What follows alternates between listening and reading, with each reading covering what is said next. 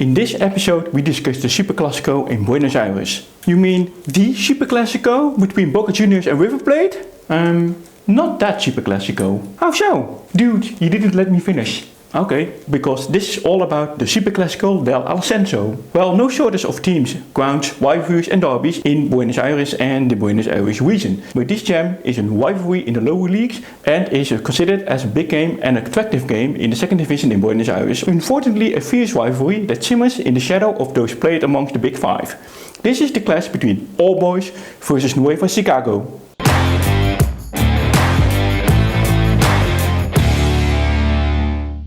This is Rivalries Around the World. I'm your host Boody. Fair winds in Buenos Aires, and it is also the city's nickname.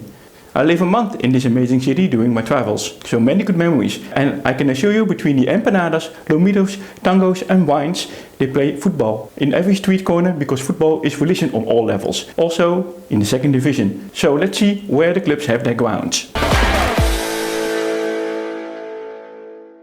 Buenos Aires lays on the western shore of the Rio de Plata, on the Southern America southeastern coast. Mataderos belongs to the 9th comuna, or district, and is a hub of rural commerce of the countryside in the surroundings, and is at the edge of the city in the west. In this part of the city, Nueva Chicago's ground is located here. Estadio Nueva Chicago has a capacity of 28,500, mainly standing places. It is a multi-use stadium. A few kilometers away, a bit east, is the area of La Floresta, named after the steam locomotive mainly known of the first rail line in the Argentina in 1857. In this part of the city is All Boys ground. Estadio Islas Malvinas is also a multi-use stadium and holds 12,148 seats or places. Well, the name has some controversy, by the way, in some countries.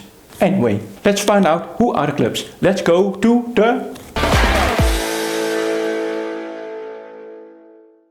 Let's start with Nueva Chicago. Well, the name can be a bit confusing. Well, you probably think of the other Chicago in the US, and matter the fact, it is in a way.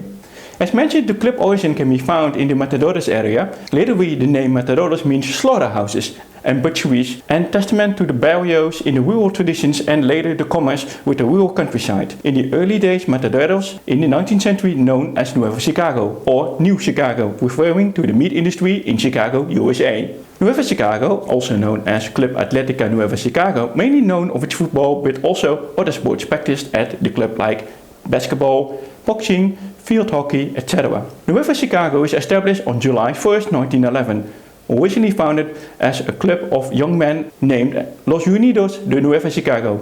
The club's nicknames are the Verde Negro and the Torito. Torito refers to the Justo Juarez, a legendary boxer from the Mataderos called El Torito, also named the Little Bull. Slaughterhouses and boxing. And that reminds me of a movie. Which movie will be that, you know? What about the club's crest? It is a black-green striped shield on top in black on white. You read the abbreviation CANCH, which stands for Club Atlético Nueva Chicago. The club colors you find also in the club kits. The home kits are green and black striped shirts, black shorts and black socks. The away shirts are mainly white shirts, shorts and white socks, and some elements of black and green. Talking about colors, how do they get their colors back in 1911? Let's take the red of the white colors of alumni. No. I propose to take the blue colors of Racing Club. No. Those colors. Nueva Chicago is a club mainly played in the Primera B Nacional, Argentina second division. Occasionally they promoted to the top flight of Argentina football. Unfortunately, this team has somehow a bad name. The matches can be so intimidating and violent, you shouldn't attend alone. But that is not entirely fair, because one game is in the people's minds. The match against Tigre went totally out of control in a relegation playoff match and get 20 points in deduction with the start of the next season. And this is more a common problem in Argentina with fan violence, especially with the big matches.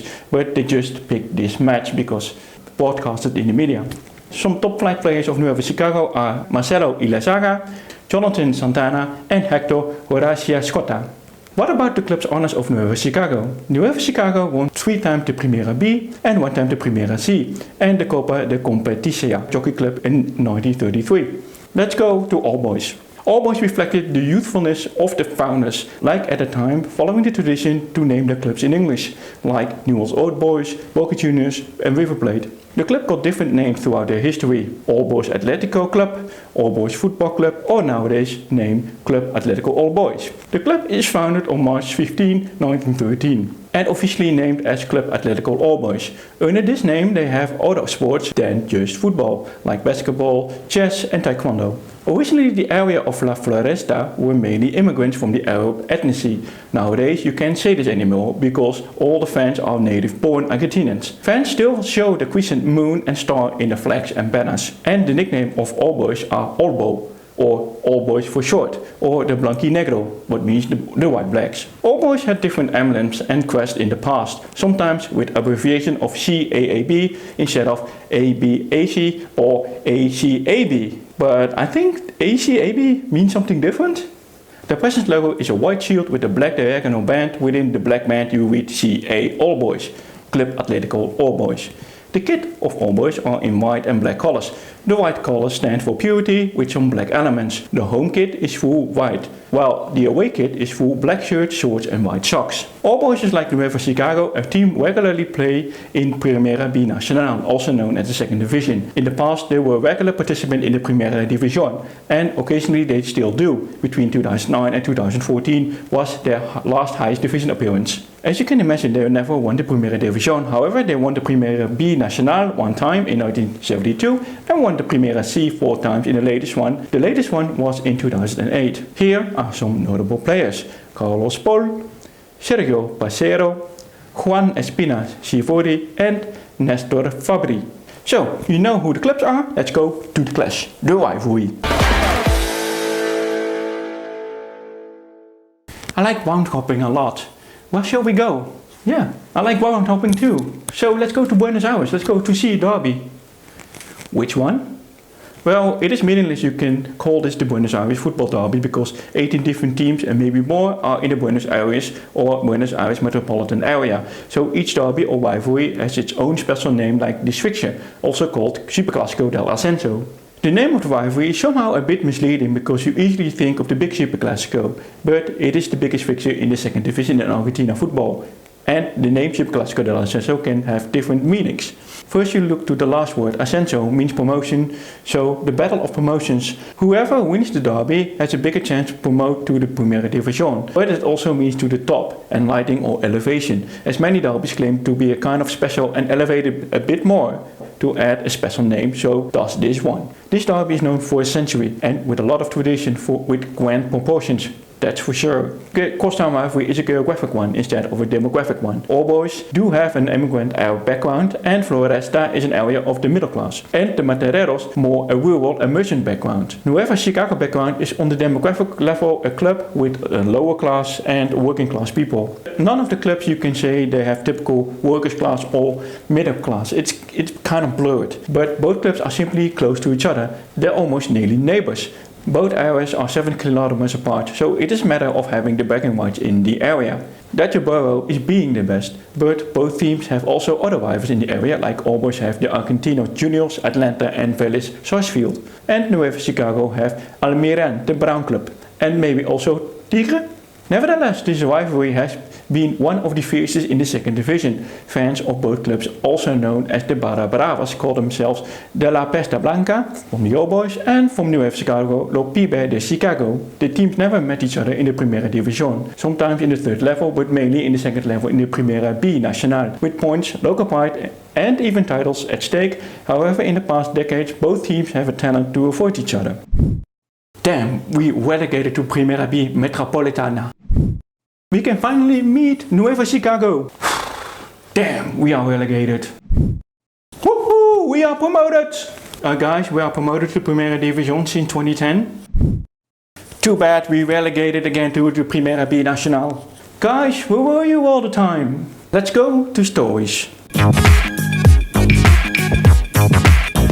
The first time both teams met each other was on June 1915-1919, but it really kicked off in 1928 with a friendly match. Again, a friendly match between All Boys and Nueva Chicago. All Boys triumphed by 3-2, but it wasn't the main highlight. Players, staff and both set of friends were fighting each other. The fight wasn't just with bare hands. Anything within reach was used as a weapon, like bottles, stones and other items. The fighting moved outside the venue in the two respective areas, Floresta and Mataderos. Another game in 1930 was a tense as well, where promotion to the Primera División was at stake. A three-way game, including with Temperley Football Club, has to decide which team went to the top division. Unfortunately, All Boys lost 3-1 against Chicago, and more matches will follow which promotion was at stake, like in 1960s, All Boys won in 1961 and UEFA Chicago in 1966. Those violent games and incidents followed up rapidly in the 80s. In 1981, both teams met each other after 9 years of absence of All Boys, like pitch invasions and riots in the stands or in the venue. Also, match fixing bribery gives the rivalry a bad name. In 1985, this game is also known after a disturbing game on and off the pitch ended in the pitch invasion, 100 arrests and match fixing. Well, that's a record all the bad things in one game, isn't it? Well, in South America there is plenty of passion and football is always a matter of life and death. As mentioned in the previous incidents and maybe also in the other episodes in South America, check it here. In the 90s there is always heavy militarized and riot police in full riot gear at the derby matches. In 1996 there were different disturbances prior to the match. As soon the All Boys arrived in the Estadio Nuevo Chicago's ground, the police line hold of the Chicago fans breaks and a heavy confrontation occurred on the stands involving stones and bottles. At the end of the day there were 8 wounded and 20 arrested. A similar situation happened a year later. Status at the end of the day of riots, 80 arrests and a lot of wounded. So let's step away from the violence. Let's go to statistic. What about head-to-head? Let's see that in the... The first ever match was in 1919 and the game ended in 2-0 for All Boys. In total there were 118 official games between Nueva Chicago and All Boys. So far, head-to-head, between the teams are Nueva Chicago won 39 times and All Boys also won 39 times, and 40 games ended up in a draw. The first time both teams draw head-to-head. 39 is the magic number. All Boys' biggest victory was on June 25, 1949. All Boys won by 6-2 against Chicago. Nueva Chicago biggest win was on August 31st, 1919. They won by 6-0. Final whistle. When you ever arrived in Buenos Aires and you can't buy tickets for the Big Five, because it's mainly sold out, go to the All Boys or Nueva Chicago. And especially go to the derby match between those clubs. Be vigilant when you go to those games, but you don't have to feel unsafe. Especially when you hear about the stories from Chicago's side. Experience from different contacts is rather positive. You have a Classico, what you can wish for. Ferocious partisanship, fireworks, chants and having the bragging rights. And don't let you hold back, this is mainly played in the second division. The story of this rivalry matters, and it doesn't matter which division it is. This was the episode on the Super Clásico del Ascenso, one of the underrated football classics in Argentina. What do you think of this derby or rivalry, and do you know any other rivalry or derby from South America no one knows about? Post them below in comments. Thank you for watching and don't forget to subscribe. I see you at the next rivalry. Bye bye.